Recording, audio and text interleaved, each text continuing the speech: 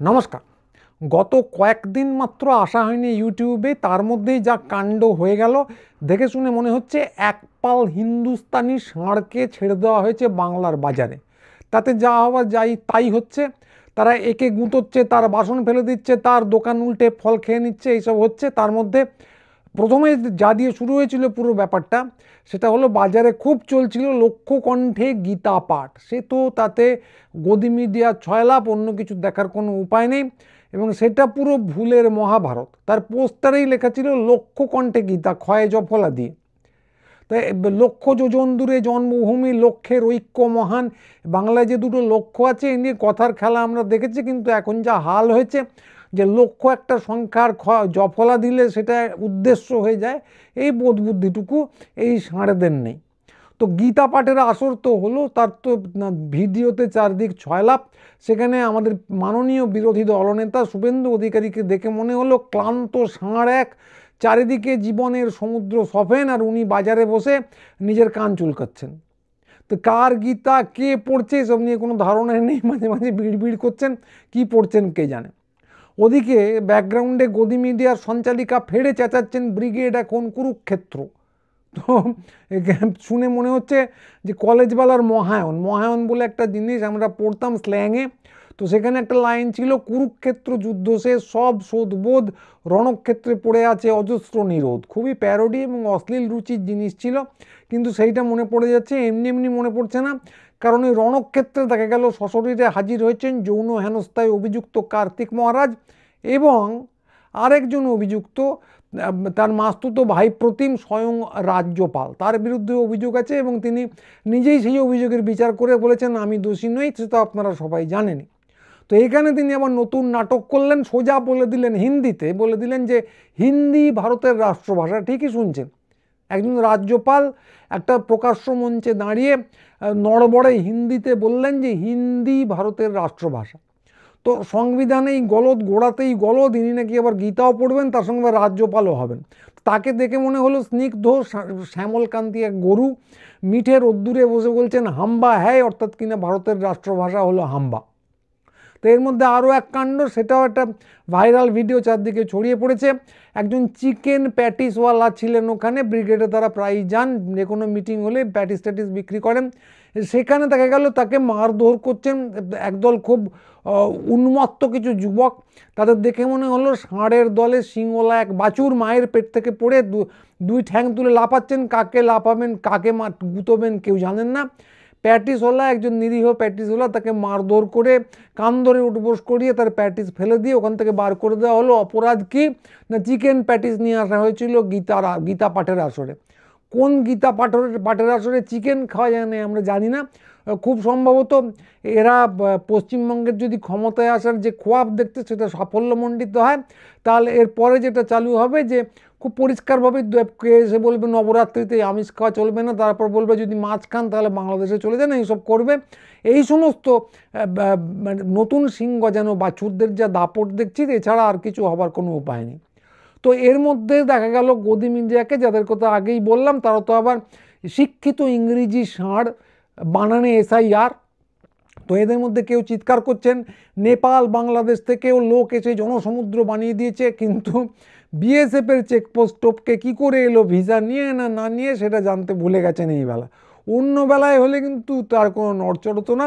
এখানে তার লোক দেখেই উলুত পুলুত, যার যা কাজ তাকে তা করতেই হবে। তো কেউ তো বলছেন, যেটা আগেই বললাম, যে ব্রিগেড কুরুক্ষেত্রে পরিণত।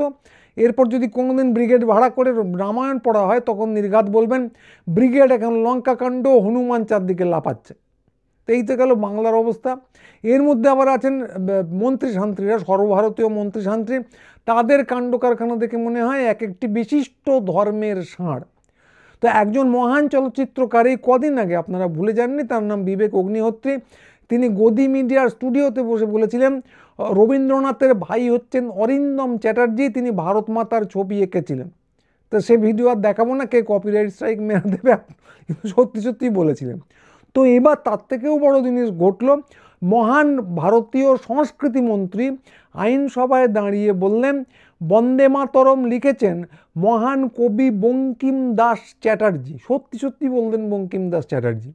তো এই চ্যাটার্জি এবং অরিন্দম চ্যাটার্জি দুজনেই ভাই কিনা সেটা অবশ্য বলেননি, তাহলে রবীন্দ্রনাথের সঙ্গে একটা সম্পর্ক আবিষ্কার করা যেত। তো এখানেই শেষ নয়, গল্প লিখলে আমি এখানে শেষ করে দিতাম বা এত দূরও আসতাম না, কিন্তু এখানেই শেষ নয়। এরপর আছেন আমাদের মাননীয় প্রধানমন্ত্রী পরম প্রিয় শ্রী শ্রী উনিজি। তিনি ভাবলেন যে অত ঝামেলায় কে যাবে, বঙ্কিম দাস না অন্য কি, সোজা বলে দিলেন যে বন্দে মাতরম লিখেছেন বঙ্কিম দা, যেন ওনার পাড়ার বঙ্কা উনি যখন চায়ের দোকান দিতেন সেই চায়ের দোকানে চা খেতে আসতেন। তো তারপর যা হয় সেই নিয়ে যে বাঙালি সাংসদরা ছিলেন সংসদে একটু হল্লাগুল্লা করলেন, তখন আবার উনি ভাবলেন তাহলে এবার বাবা দাদাটা বাদ দিয়েই বলি, এত ঝামেলায় কে যাবে বলে যা করলেন সেটা আরও অবিশ্বাস্য। মাস্টারদা সূর্য সেনের কথা বললেন, কে বলতে বলেছিল কেউ জানে না।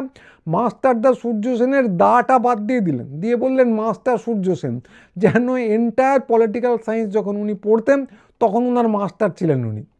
তো তাও কি ভাগ্যিস, হাবভাব দেখে মনে হচ্ছিল লোকনাথ বলকে নিয়ে কি ভাগ্যিস বললেননি, তাহলে হয়তো বলতেন বলদা।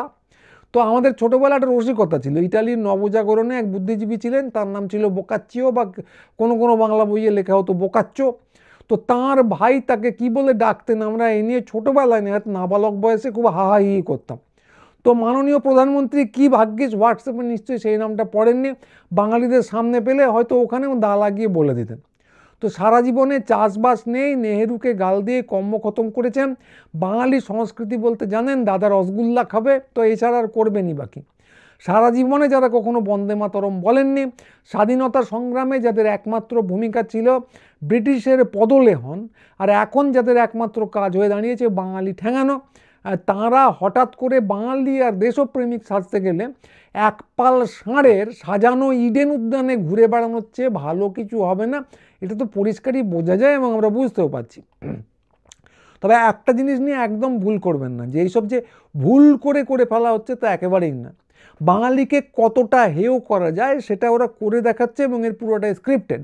তো নিশ্চয়ই আপনাদের মনে আছে এর কদিন আগে নিউ টাউন ফাঁকা হয়ে যাচ্ছে, সীমান্তে লাখে লাখে মানুষের মিছিল, সবাই এসআইআরের ভয়ে পালাচ্ছে বলা হয়েছিল, এবং এখন যে লাখে লাখে লোক আবার নেপাল বাংলাদেশ থেকে আসছে, সেখানে ভিসা নিয়ে কি করে আসছে সে নিয়ে কোনো প্রশ্ন নেই, এটা কিন্তু এমনি এমনি নয়। এই যে দুটোর পার্থক্য দেখছেন, কারণ হচ্ছে স্ক্রিপ্ট ওইভাবেই লেখা হয়েছে। তো টিভি চ্যানেলে এক মা দুর্গা ডেমোগ্রাফি বদলে যাচ্ছে বলে আর্তনাদ করছিলেন, সেও কিন্তু ভুল করে নয়। ডেমোগ্রাফি বদলে যাচ্ছে বলে সকলে সমস্যারে একসঙ্গে চেঁচাচ্ছিলেন, সঞ্চালক গদি মিডিয়ার সঞ্চালক সহ, এবং সেসব নিয়ে বলতে যাওয়ার ফলে তো আমাদের কপিরাইট স্ট্রাইক ফাইক হলো, নানাভাবে আমাকে আটকেও দেওয়া হলো, সে তো এক রগুড়ে কারবার। তো সেটা অন্য প্রসঙ্গ, আমাদের পুরনো ভিডিওতে পেয়ে যাবেন। কিন্তু কথা হচ্ছে যে এগুলো কোনোটাই ভুল করে কিন্তু নয়। তার ঠিক আগে কত আর বলবো যে দুর্গাপুরে গণধর্ষণ হয়েছে বলে নেচে উঠলেন কিছু লোকজন, তাদের মধ্যে অনেকেই আবার প্রগতিশীল, এবং তার একই সঙ্গে উনি যে বাংলায় জঙ্গলের রাজত্ব খতম করতে হবে বলে চিৎকার করে উঠলেন, এটাও কিন্তু এমনি এমনি নয়, পুরোটাই স্ক্রিপ্টেড, পুরোটাই ওদের এজেন্ডা। গদি মিডিয়া তার অঙ্গাঙ্গিভাবে একটা বড় জড়িয়ে থাকা অংশ। হিন্দি হিন্দু হিন্দিস্তান ওদের স্লোগান, বাঙালিকে দখল করতে না পারলে বাঙালিকে তাড়িয়ে বাংলা দখল করো, এটা ওদের স্লোগান। এবং এখন লক্ষ্য করে দেখবেন যে গদি মিডিয়া, রাজ্যপাল এবং হিন্দুত্ববাদী যে সমস্ত সংগঠনগুলো, তারা একদম একই স্বরে এই কথাগুলো বলছে। ভুল ভালে ওদের কিচ্ছু এসে যায় না, কারণ ওরা জানে যে যা খাওয়াবে সেটা একটা অংশের তথাকথিত শিক্ষিত মানুষ খাবে, এবং দেখা যাচ্ছে যে একই কথা বলতে এদের মধ্যে কথা যে ভার্সান তার কোনো মিসম্যাচ নেই, একই কথা সবাই বলে যাচ্ছে। এবং একই সঙ্গে মুর্শিদাবাদে যে বাবরি মসজিদের ডাক উঠছে, সেটাও কিন্তু খুব ফলাও করে দেখানো হচ্ছিল কদিন ধরে, সেটাও খেয়াল করবেন, সেটাও কিন্তু এজেন্ডা। পৃথিবীর সবাই জানেন যে বাবরি মসজিদ কোনো হুমায়ুনের পক্ষে বানানো সম্ভব নয়, এমনকি সেই হুমায়ুন যদি বাবরের বেটা হয় তাহলেও নয়। আর একটা জেলায় একটা ছোট্ট থানা এলাকায় এরকম কিছু হইচই খুচরো হয়েই থাকে, টিভিতে এত কিছু সে নিয়ে দেখায় না, এমনকি এসইউসির মতো দল যদি একটা বিরাট বড় ব্রিগেড করে ফেলে সেসবও দেখায় না। কিন্তু ওই যে বললাম কোনটা বেছে নেওয়া হবে, চমস্কির নিয়ে একটা চমৎকার লেখা আছে কি করে এই জিনিসটা হয়, যাই হোক সেখানে ঢুকবো না, লম্বা হয়ে যাবে। কথা হচ্ছে যে কোনটা দেখানো হবে আর কোনটাকে দেখানো হবে না, কোনটাকে ফোকাস করা হবে, এর একটা সুনির্দিষ্ট লাইন আছে। এই যে এখন টিভি খুললেই গীতা পাঠ আর বাবরি মসজিদ দেখছেন, তার এজেন্ডাটাও স্পষ্ট। হিন্দুত্ববাদী এজেন্ডাটা ওরা একদিক থেকে ঠিক করে দিচ্ছে। সেটা কি তো বললাম, বাঙালি তারাও হিন্দু হিন্দু হিন্দুস্তান, গীতা পাঠকে চারদিকে বড় বড় করে দেখাও, তাতে ভুলভাল কথাও কিছু এসে যায় না, হইচই ফেলে দাও। তো এই এজেন্ডাটা ওরা সেট করছে, গদি মিডিয়া এটা ওরা ঠিক করে দিচ্ছে। এবং শুধু সেটাই নয়, এর উল্টো দিকে কি বলা হবে সেটাও ওরা ঠিক করে দিতে চায়, যাতে হিন্দু বনাম মুসলমান এটাই হয়ে ওঠে যুদ্ধের উপাদান এবং সংখ্যাগুরুর মধ্যে গেঁথে বসে হিন্দু আইডেন্টিটি। এই পদ্ধতি কিন্তু একদম নতুন নয়, প্রতিটি ঝামেলার সময় ঐতিহাসিকভাবে প্রয়োগ করা হয়। শ্রমিকরা ধর্মঘট করলে চিরকালই দেখা যাচ্ছে যে ওই হুমায়ুনের মতো দুটো লোককে ডেকে এনে ইট মারিয়ে দেওয়া হয়। তো তারপর বলা হয় যে এই যে দেখেছো শ্রমিকরা কিন্তু আক্রমণ করছে। এবার শ্রমিকদের যে দাবি সেই ইস্যুটা ধামাচাপা পড়ে যায়। এবার এই যে পুরোটাই ভদ্রলোকেরা খেয়েও যান, বলেন যে দেখেছো কীরকম ইট মেরে শিল্প তাড়িয়ে দিল। তো এটা আজকের ব্যাপার নয়, বাংলা যখন ইংরেজরা দখল করলো তখনও যুদ্ধটা খাড়া করা হয়েছিল। ওই যে ক্লাইভ বনাম সিরাজদৌল্লা, সেই যুদ্ধটাকে খাড়া করা হয়েছিল ন্যায় বনাম অন্যায়, এরকম একটা পোলারাইজেশনে, মেরুকরণে। তো একদিকে প্রচার করা হচ্ছিল যে ইফটিজার বদমেজাজি মাতাল সিরাজদৌল্লা, আর অন্যদিকে ধর্ম বাঁচাতে একজোট হওয়া জগৎ শেঠ মির্জাফর। তো ইংরেজ ব্যাপারটা যেন এখানে গৌণ। তো এবং সেটাও ভদ্রলোকেরা খেয়েছিলেন, এমনকি ইংরেজ জমানায় মন্বন্তর হয়ে একদম গোড়াতেই ওদের যে এজেন্ডা ছিল, 1/3 মানুষ ফৌত হয়ে গেল, অনাহারে মারা গেল। তো তখনও শতখানেক বছর ধরে ভদ্রলোকেদের মাথায় ঢোকানো যায়নি যে কয়েকখানা তথাকথিত ইভটিজিংয়ের অভিযোগের চেয়ে বাংলার 1/3 লোককে একদম মেরে ফেলা এটা একটু হলেও বেশি অপরাধ। এবং এখনও এত বছর পরেই ভদ্রলোকেরা কেউ কেউ ইংরেজ পূর্ব ভারতকে অন্ধকারময় মধ্যযুগ বলেন। তাদের ধারণা ইংরেজ আসার আগে বাংলায় শিক্ষা টিক্ষা ছিল না এবং বাংলায় বিধবা মেয়ে দেখলেই পুড়িয়ে মেরে ফেলা হতো। তো যারা এই ব্যাপারগুলো প্রচার করেছিলেন ভেবেচিন্তেই করেছিলেন, কারণ লোকে খাবে। তো এখনও আপনারা দেখতে পাচ্ছেন যে লোকে খাচ্ছে। একটা দল যাদের বস্তুত বাংলায় বিশেষ কোনো সংগঠন নেই, তারাই যে প্রধান বিরোধী পক্ষের আসনে বসে আছে, এইটা তো লোকে খাচ্ছে বলেই হচ্ছে। এক অংশের লোক খাচ্ছে, বিশেষ করে তথাকথিত শিক্ষিত মানুষজন খাচ্ছেন, তাই এটা হচ্ছে। সংগঠন কিছু নেই, বুথ লেভেলে কেউ কোথাও নেই, কিন্তু ভোট ওরা পেয়ে যাচ্ছে। তথাকথিত প্রগতিশীল লোকজনরা এবং কিছু নিচে তলার লোকজনও দিচ্ছেন বলেই এটা কিন্তু হচ্ছে। তো কথা হচ্ছে যে লোকে এটা খাচ্ছে এবং এটা খাওয়ানো হচ্ছে। এবং এই যে সার্কাস, এই জোকারি, এই জিনিসগুলো আমরা খাচ্ছি। সত্য কথা যেটা আসলে ঘটছে, যেটা হচ্ছে বাংলাকে বঞ্চনা করা হচ্ছে, যেটা হচ্ছে বাঙালি করে পিষে মেরে ফেলতে চায়। স্লোগান একটাই যে বাংলা দখল করতে না পেলে, বাঙালিকে দখল করতে না পারলে বাঙালিকে মেরে তাড়াও এবং সেই জায়গায় বাংলাকে দখল করো যে কোনো মূল্যে, যে কারণে আসছে এসআইআর। এইগুলো ভুলিয়ে নতুন এই জিনিসগুলো খাওয়ানোর চেষ্টা হচ্ছে। এবং এটা যদি খাওয়ানো হয় তাহলে কি হবে সে তো বুঝতেই পারছেন। এখন তো একটা ট্রেলার দেখেছেন, মনে হচ্ছে মজা। চিকেন প্যাটিস দিয়ে এটা শুরু, খুব পরিষ্কার চিকেন প্যাটিস দিয়ে এটা শুরু, কিন্তু আসলে তা নয়। নবরাত্রিতে যে কোনো দিন বলা হবে যে নিরামিষ খেতে হবে, খুব পরিষ্কার। এবং তারপর যে কোনো দিন বলা হবে যে মাছ খেলে বাংলাদেশে চলে যাও।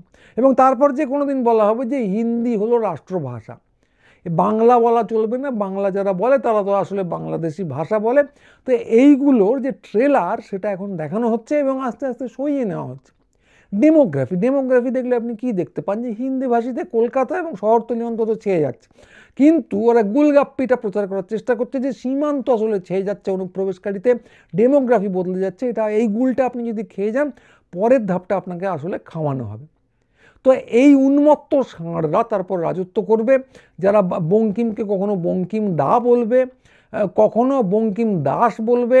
বন্দে মাতরম সম্পর্কে এদের কোনো ধারণা নেই এবং পারলে হয়তো রাষ্ট্রীয় সঙ্গীত যেটা আছে সেটাকেও বদলে দেওয়ার চেষ্টা করবে। এবং বাঙালির যে কী দুর্গতি করবে নতুন করে আর বলার কিছু নেই। একপাল উন্মত্ত হিন্দুস্তানির ষাঁড়ের রাজত্ব হবে, যেটা এখন শুরুতে আপনারা যেটা বললাম যে আপনারা দেখছেন। তো যারা ভাবছেন যে ভয়ঙ্কর কিছু করে দেবে এসে ওরা, যারা ভাবছেন তারা কিন্তু ঠিক ভাবছেন না, একবার ভেবে দেখবেন। এইটুকুই খালি অনুরোধ আমার দিক থেকে।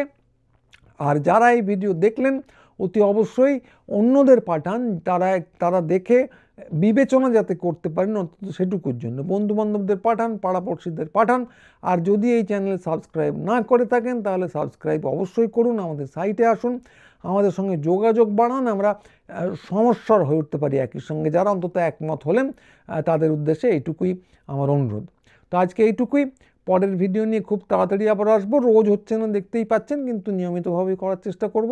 সবাই ভালো থাকবেন, নমস্কার।